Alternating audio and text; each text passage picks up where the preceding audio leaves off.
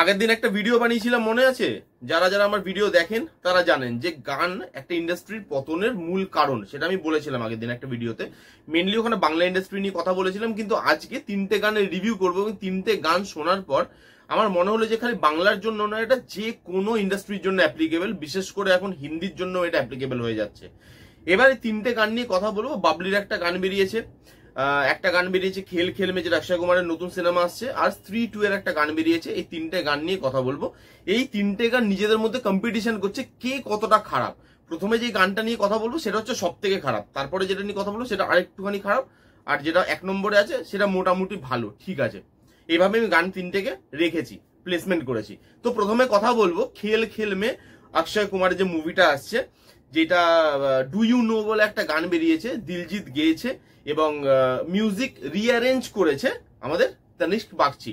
এটা কপি একটা সং, পাঞ্জাবি, অনেক বছর পুরনো একটা গান। বি প্রাক দিয়েছিল মিউজিক আর দিলজিৎ গানটা গেয়েছিল, খুব পপুলার গান। সেই গানটা একটা সোলফুল গান এবং সেটাকে একটা ডিস্কো বা একটা রিমিক্সের মতো গান বানিয়ে দিয়েছে এখানে তনিষ্ক বাগচি। এখানে তনিষ্ক বাগচি জানে না গানটাকেও কিভাবে খারাপ করেছে। প্রথমে গানটার পজিটিভ তো নেই, ছেড়ে দিন, গানটার মধ্যে কিচ্ছু পজিটিভ নেই। Loud lighting, loud music, Akshay Kumar কি করছে ভাই? অক্ষয় কুমার ভাবছে কি যে সে যা করবে তাকে তাতেই লোক মাথায় করে নাচবে। তাকে বুঝতে হবে যে টাইম নিয়ে সিনেমা করা উচিত। এখন ওই টাইমটা নেই, যে স্টারডামটা নেই এখন কারো, যেই স্টারডামের লোক হলে এমনিই চলে যাবে কিছু না দেখে। লোক অনেক বুঝে শুনে নিজের গাঁটের টাকাটা এখন খরচা করে। লোক যদি 200 টাকাও খরচা করে সেটার জন্য ট্রেলার টিজার তা সবকিছু দেখে ডিসাইড করে লোক হলে যায়, রিভিউ শুনে তবে লোক হলে যায়। এমনি এমনি স্টারের নাম শুনে এখন কেউ হলে চলে যায় না। অক্ষয় কুমার যেভাবে জোকারগিরি করছে না গানটার মধ্যে, মানে আলাদা লেভেলের। দিলজিৎ কেন এই গানটাকে রিক্রিয়েট করতে দিল আমি তো সেটাই বুঝতে পারলাম না। আপনি যদি পুরোনো গানটা শোনেন, 5-6 বছর আগেকার গান, সেইখানে দেখবেন ওই গানটা সোলটাই এখানে নেই।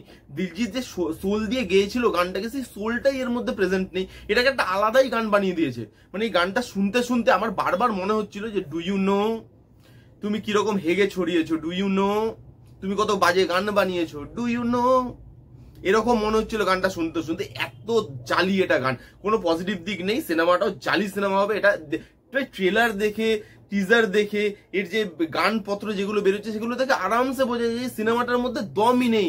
অক্ষয় কুমার খালি টাকার জন্য সিনেমাগুলো করছে। সে নিজেও জানে এই সিনেমাগুলো বক্স অফিসে ওয়ার্ক করবে না, খালি ওটিটিতে টাকা কামানোর জন্য এই সিনেমাগুলোকে সিনেমা হলে নিয়ে আসছে। আর কোনো কারণ নেই সিনেমাগুলোকে বিগ স্ক্রিনে নিয়ে আসার। কেউ দেখতে যাবেন এই সিনেমাগুলো, আপনি বিশ্বাস করুন।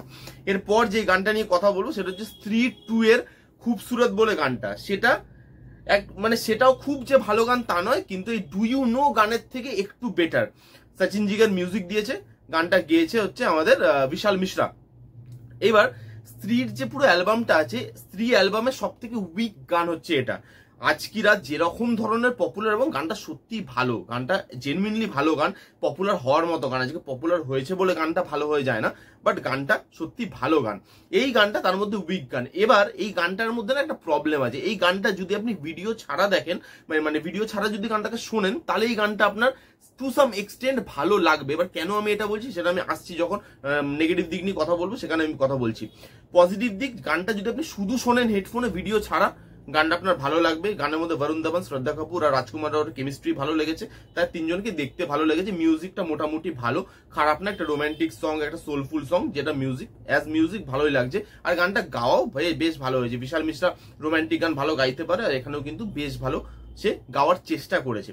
এইবার এই ছিল পজিটিভ দিক। এবার যদি নেগেটিভ দিকে আসি, এবার প্রথমেই যে বললাম যে গানটা আপনি যদি ভিডিও ছাড়া শুধু শোনেন তাহলে গানটা আপনার ভালো লাগবে। সেটা কেন আমি বলছি, এই গানটার মধ্যে একটা কমেডি অ্যাপ্রোচ নেওয়া হয়েছে। যে রোমান্টিক সং, তার মধ্যে একটু কমেডি টাচ আমি ঢোকাবো, সেই জিনিসটা এখানে ভালো লাগছে না। যতবার আপনি গানটা শুনছেন, ওই লিরিক্স গুলো শুনছেন, তার সঙ্গে যখন ওই কমেডি স্টেপ গুলো দেখছেন বা কমেডি ওই জিনিসপত্রগুলো দেখছেন, গানটার রিদমটা না কেটে দিচ্ছে।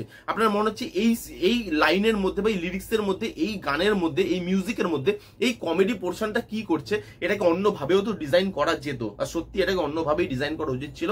কারণ এই কমেডির জায়গাগুলো এই গানটার মধ্যে একদমই মানাচ্ছে না। গানটার লিরিক্সের সঙ্গে, মিউজিকের সঙ্গে, গায়কির সঙ্গে সেই জিনিসটা হচ্ছেই না। দেখুন, গান প্রত্যেকের আলাদা আলাদা পারসেপশন। অনেক গান হয়তো আমার খুব খারাপ লাগে, সেগুলো আপনার ভালো লাগতেই পারে, আবার আপনার খুব খারাপ লাগে, আমার ভালো লাগতেই পারে। আলাদা আলাদা পারসেপশন। হয়তো হতে পারে যেই তিনটে গানের কথা এখন আমি বলছি, সেই তিনটে গান আপনার অসম্ভব ভালো লেগেছে, আমার ভালো লাগেনি, সেটা আমি বললাম, এটা যার যার ব্যাপার। বাট আমার গান শোনার যেটুকু নলেজ, সেইটুকু নলেজ দিয়ে এই দুটো গান আমার মোটামুটি, মানে প্রথম গানটা তো যাচ্ছে দা, সেকেন্ড গানটা ঠিকঠাক। এবার 3 নম্বর গানটায় মুভ করব, মন পাখি, বাবলি। বাবলির প্রত্যেক কটা গান, এর আগেও আমি বলেছি যে রাজ চক্রবর্তীর লেভেলের গান তো হয়নি, ইন্দ্রদীপ দাশগুপ্ত লেভেলের গানও হয়নি। এখানেও যে এই গানটা বেরিয়েছে, এই মন পাখি, এই গানটাও কিন্তু সেই লেভেলের গান নয়। যদি আমি এখানে রাজ চক্রবর্তী, ইন্দ্রদীপ দাশগুপ্ত এবং শ্রেয়া ঘোষালের নামটা মাথায় আনি, এই তিনজনের নামটা যখন মাথায় আসছে তখন সেখান থেকে একটা টেরিফিক মাস্টারপিস বেরোবে বলে মনে হয়। বাট সেখানে বাবলির মতো একটা অ্যালবাম বেরোচ্ছে যেটাই তিনজনের নামের সাথে কোথাও আমি দাঁড় করাতে পারছি না। যদি শ্রেয়া ঘোষালকে সরিয়েও দিই, ইন্দ্রদীপ দাশগুপ্ত আর রাজ চক্রবর্তী, এই দুজনের নামের সঙ্গে এই অ্যালবামটাকে আমি কিছুতেই আমি রাখতে পারছি না। বিশ্বাস করুন, এত ভালো ভালো গানের দিয়ে সেই কম্বিনেশনটা, তারপরে এরকম ধরনের একটা অ্যালবাম আমি নিতে পারছি না। এই গানটার ভালো কি আছে, খুব ভালো একটা কাজ করা যে শ্রেয়া ঘোষালকে দিয়ে গানটা গাওয়ানো হয়েছে। যেহেতু একটা আউটস্ট্যান্ডিং সিঙ্গার, সেহেতু গানটাকে পুল অফ করে দিয়েছে অনেকটা। যা গানটা শুনতে যেটুকু ভালো লাগছে সেটুকু শ্রেয়া ঘোষালের গায়কির জন্য। যদি শ্রেয়া ঘোষালকে এই গানটার থেকে আপনি সরিয়ে দেন, তাহলে এই গানটার মধ্যে শোনার মতো আর কিচ্ছু থাকবে না। মিউজিক খুব অ্যাভারেজ, গানটার যে ক্যাপচার বলুন, লুক অ্যান্ড ফিল, সেটা ভালো লাগছে। সেটা তো মুভি এলে এই ডিপার্টমেন্টটা নিয়ে কথা বলবো। আবির আর শুভশ্রী দুজনের কেমিস্ট্রি ভালো লাগছে, কিন্তু অ্যাজ মিউজিক বলুন, অ্যাজ লিরিক্স বলুন, এই গানটা কোনোভাবেই এই যে নামগুলো বললাম এই নামগুলোর সঙ্গে যায় না। শ্রেয়া ঘোষালের জন্য গানটা অনেকটা ওয়ার্ক করে যাচ্ছে। এবং এই মন পাখি গানটা, বাকি যে দুটো গান বললাম, স্ত্রীর গানটা আর ডুইউনো গানের থেকে তো পৃথিবীর যে কোনো গান ভালো। এই দুটো গানের থেকে মন পাখি গানটা তবুও বেটার। কাম চালাও একটা গান, যখন সিনেমা হলে চলবে তখন দেখে মনে হবে যে ঠিক আছে, মনে হয়তো থাকবে না গানটা বহুদিন, কিন্তু সিনেমা হলে দেখতে দেখতে বেরিয়ে যেতে পারে। এই ছিল 3টে গানের রিভিউ, যার মধ্যে কোনো গানই খুব যে আমার মনে গেঁথেছে তা কিন্তু নয়। আপনাদের কি মতামত কমেন্ট করে জানাতে পারেন। রিভিউটা কেমন লাগলো জানাতে ভুলবেন না। রিভিউ ভালো লাগলে please give it a Thums up, like করবেন, কমেন্ট করবেন, শেয়ার করবেন, চ্যানেলটাকে মাস্ট সাবস্ক্রাইব করবেন। দেখা হচ্ছে নেক্সট কোনো ভিডিওতে। ততক্ষণ bye bye, take care and be safe.